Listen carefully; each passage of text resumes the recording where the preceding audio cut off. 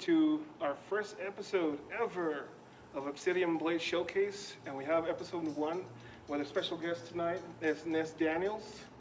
If y'all familiar, well, you all be familiar with the music today, but let's go ahead and start with a small interview and get to know her a little bit before we go to the music part of it. Hi. And of course, if you all know, my co-host, the Z-Man himself, DJ Tommy Pickles. If y'all familiar with him, hit him up on Instagrams and all social media, as well as Ness Daniels, if y'all can as well. And make sure to follow us because this is the first episode, so don't think we're going to stop at one. We're going to eventually keep going, and before you know it, we could cover the whole entire Southwest region, and you never know what could happen. So let's go ahead and ask Miss Ness Daniels how she's doing today. I'm doing good. Thank you guys for having me. It's really cool to be here. I'm really thankful I'm here. Well, thank you for coming out. We're just trying to kind of get ourselves out there to kind of build a platform for all musicians here in El Paso, Southwest, with New Mexico, or even Chihuahua, Juarez, you know. So eventually we'll get everybody through here little by little. But let's go ahead and start a little bit with the origin. So how long have you been a musician for? Like a musician in total, I've been doing it since I was like 3 years old. Wow. I started with like piano lessons, like piano classes, and I did classical piano probably since that age all the way up until like I turned 22, maybe even 23. Oh, wow, okay. And so it just all started with piano, and then I got into singing, and then in high school I got into drums. So, Oh, that's and then after that I went to school for music. I studied like classical, like voice, and then classical piano. And then when I was in college, like once I graduated high school, I started because I was studying to be like a music teacher okay. for band. And then I was like, what about producing, or what about composing my own music? I'm Of like, course. what if I ever try that? And then my dad just like came home with like a synthesizer one day, like a huge synthesizer he brought from work. He's like, here, I brought this for you. And it had like different sounds on it, like orchestra sounds, and then like synth sounds, like electronic sounds. Yeah. And I just started messing with it.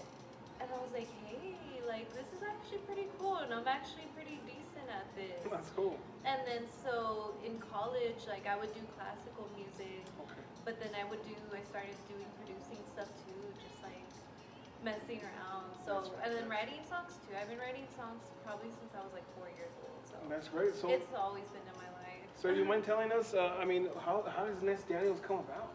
Yeah, so basically, I mean, the name's a different story. I've had that name, that's been my Instagram name since middle school. Okay. That's a different story of the name of Ness Daniels. But as far as like the project, basically, well, when I was like in college and like kind of discovering like, oh, maybe I want to do music. And at first I wanted to be a film composer.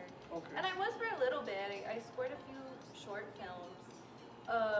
But then I was like, what if, because I was like, oh, I don't know if synthwave's for me. Like, it's a cool genre, it would be cool to do, but I don't know if it's for me. Like, I think I'll stick with like the film music route. And so I wanted to do film music, and I wanted to write musical theater. And then eventually that door like started closing. And I was like, well, I'm still doing synthwave. I'm like, what if I actually take it a little bit more seriously? Okay. And so when I moved back to El Paso, which was 2021, I was like, well, I'm back now. I'm like, the film door is kind of like little by little closing. Okay. So I was like, what if I just start doing synthwave more? And I just like threw everything I had into it. It's been around since 2019. Of course. 2019 is when I was like, okay, I'm producing, I'm gonna make this a thing. But first it was like kind of like on the side. But then once I moved back to El Paso, it was like, let's do it like full time now. That's great. And I just like threw everything for like 3 years now. I've thrown like everything I've had into this, like myself. I got my guitar Nate, and then there's another guy in the project.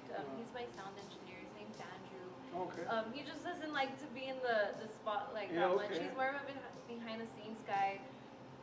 But I told him, I was like, hey, like I really want to make this a thing. Can you help me engineer? Can you help me like get better? Of course. And so he has, and we've been doing that for 3 years. And that's basically how it came along. Like That's just awesome. me like being obsessed with Stranger Things and being obsessed with the 80s and just wanting to make it like a reality for myself. So when I finally got the space, when I moved back to El Paso, I'm like, okay, let me go into the music scene, and I have the resources now. I have an engineer, I have a studio, I have Logic, I have a keyboard. Like, let me just dive into it. That's all I've been doing for like 3 years. That's great. But so Yeah. since you just got back to El Paso, where were you beforehand? If you don't mind I was in school. I was in college. I Okay, was okay. in Kerrville. It's like outside of San Antonio. asking? Okay. So I was there doing like studying classical music, like doing musical theater. And I think even though like I'm not about that part of music anymore, like it's definitely helped me with this project. Oh, But that's awesome. yeah, I was over there in Kerrville for 3 years, and then finally I just moved back here. So I'm like, okay, it's time.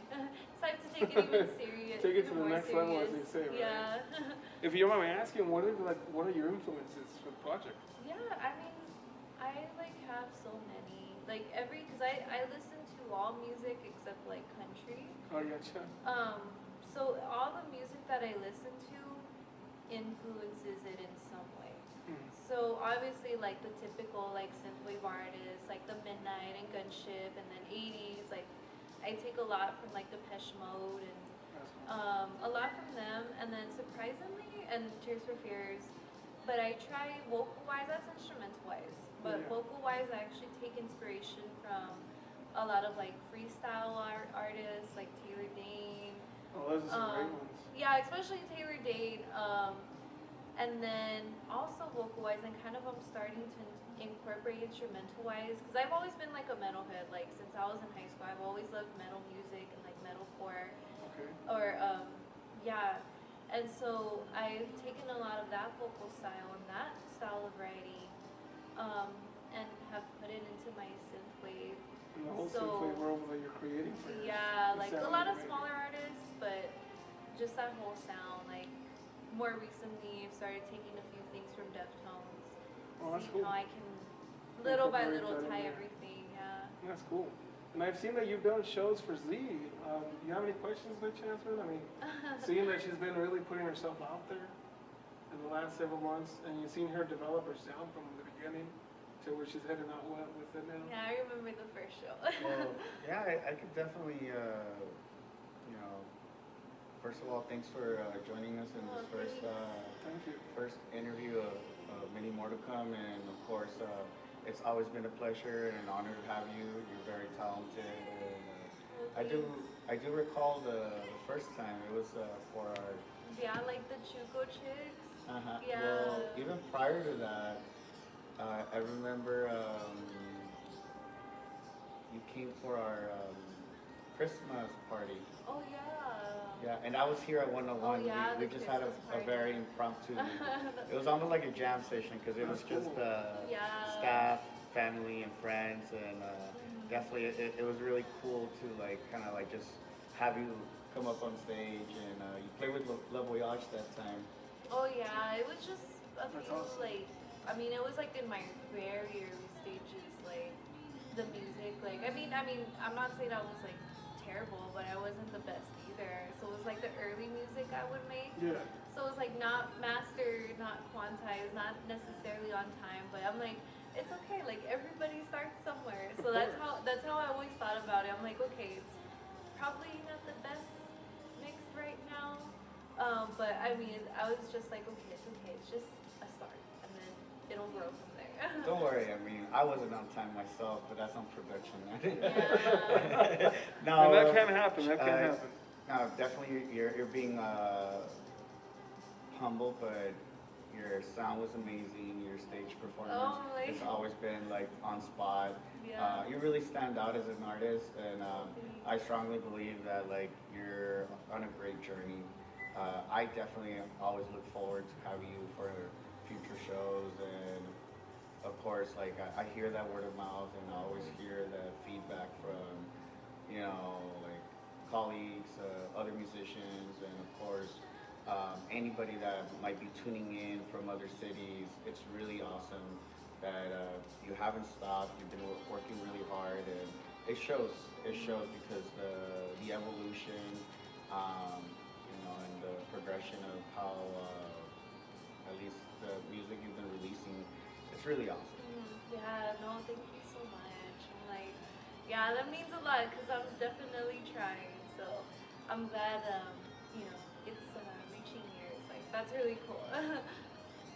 So most definitely right now, let's take a quick little break. We'll come back to the rest of the interview, and we'll go ahead and see one of her first performances and tune in.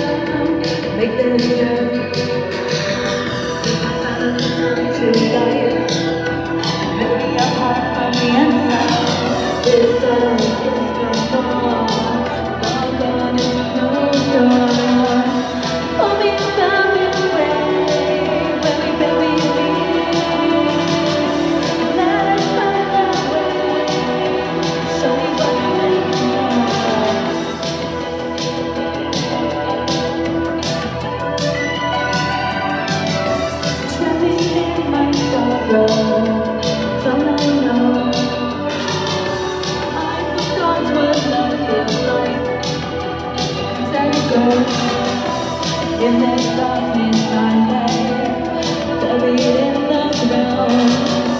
Saw you coming for me, come and save me now. Hold me back this grave, where we bury me. That's far away. Show me where you're going. Show me where I'm going. Show me.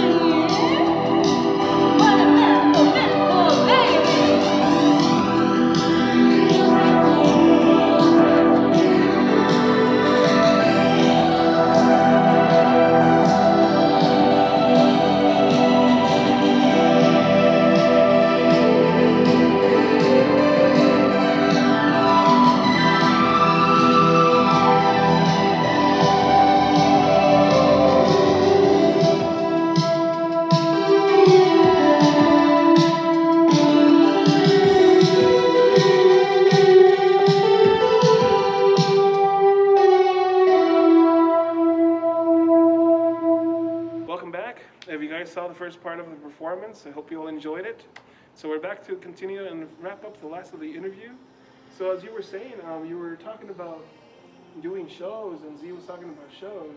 Do you have any that are coming up by chance, or something that you're working on by chance? Yeah, definitely. So I think the upcoming shows from like this episode to then is I have one July 2nd. Okay. I just found out that I'll be opening for VR sets Nice. at Rosewood, so that's July 2nd. And then I have another one at Rock House. I forgot when. I think it's the 7th. I'm not too sure, of July. Okay, okay. I think. I have to double check, and then I'll be having the big one. It's like the album release, because I am Awesome. planning on releasing like an album, and I feel like July is the best time to release it, because I think with synthwave, I mean, in my opinion, but I always feel like it's at its peak in summer. Yeah. That's what all the songs are about. It's like, I met you in the summertime. Yeah. I mean, it could be for any season, but for me personally, that it was the end of summer when I discovered it, when I just turned 18. Okay. I literally discovered synthwave in July. Oh, wow. So that's why, like, because my brother was watching Stranger Things, and that's really where it all started.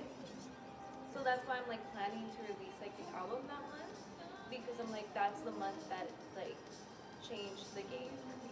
Okay. And it's also my birthday too, so that'd be kind of cool to Awesome. celebrate that. Because I don't like doing stuff for my birthday, but I'm like, a show would be cool as well, like for the album stuff. So it'll be July 13th. Okay. And then I'll probably release, I mean, I like releasing albums or songs like either on Fridays or Saturdays, Okay. because I just feel like, again, for the genre, Of course. that's when it's supposed to be. It's like, you know, you have like your 80s. I either release it Friday night or release it Saturday morning. Okay. Okay. And the reason why I do that is because like in the 80s, it's like, okay, Friday night, we're gonna get pizza and like And have a play good- games yeah. or like watch a movie. And then Saturdays, it's like, well, Saturday mornings, you wake up and watch cartoons. Yeah. So I really try and cater to Tie into that. So, That's awesome. and since the album, I mean, it's centered around nighttime, it'll probably release Friday night. Okay. But you know, Any it'll album just- title by chance? Yeah, it will be called Night, Nice. Part 1. Okay. 'Cause Okay. I have so many songs. These are songs I've worked on since I've started doing synthwave. Okay. So there's literally so many. So I think, I know like, oh, well, Night, that's boring, but it's because that album basically tells the story of like times, experiences I've had that occur at night most of the time, Of course. probably 99% of the time. So, and then I'm breaking it into parts. I don't know when the second part will be released. I'll figure that out. But it's gonna be this whole story, so it tells the story of like my experiences at night, and then the part 2. And then eventually I plan on releasing one, probably not till next year, even like a couple years, called Day. Okay. And that's just more of like daytime experiences. And that one's because the one now is more synthwave, outrun darkwave. The day one will be like that too, but I'm planning on having more vaporwave, Okay. freestyle, into vapor funk. Something that you can play during the daytime per se, right? Yeah, very like poolside music That's cool. is what I'm planning on. But that was, I'm To like, the let me future. focus on the first On the one. first album, Let me get that out focus on first. Night, but that will be releasing in July for sure. So y'all make sure to check out the album when it comes out on July the 13th that you're looking for to do the show. So y'all make sure you stay up on that. And make sure you perform it. And we'll do it in the living room, correct? Correct. We're looking forward to your album release. It's gonna be cool. It's gonna be really exciting, and of course, you're gonna bring a game as usual. Yeah, I'm planning on it. I'm like that show.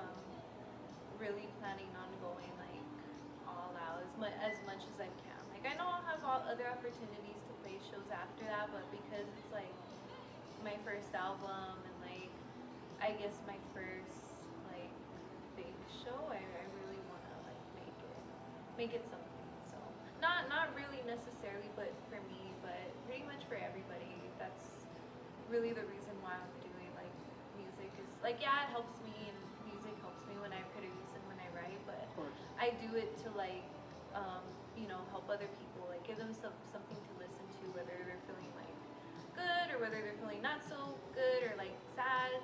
That's literally the whole reason for everything. So I really want to make that day special. Well, keep that date in mind. Make sure that you clear your calendars, and it'll be July the 13th at the living room. So you guys make sure you put that on your calendars and make sure you all show up. Eventually, more details will come out before the weeks prior to that, but make sure you tune in and you listen. And all the platforms, right? You're going to have that out as well? Oh, definitely. So make sure you look on Apple Music, more than likely YouTube as well. Make sure you look at Spotify, listen to everybody that streams music all over the place. Make sure you look them up, Bandcamp especially. So make sure you look them there. Bandcamp, so. That's yeah. great. So let's go ahead and wrap it up then with an interview and the last performance of her. I would like to say thank you all for tuning in for the first episode, which is Obsidian Blade. Of course, with my co-host, Z, and then myself, Tippy Juan. And then, of course, our special guest today was Ness Daniels. So thank you so much for tuning in. Make sure you share this episode. Make sure you follow and click the actual icon down below where you guys can actually get notifications for the next episode that's coming up. And don't forget, we're filming live at a closed set at Club 101. Y'all make sure you enjoy, make sure you hit up the scene, and make sure it's all about El Paso. Thank you again for tuning in. We'll see you at the next one.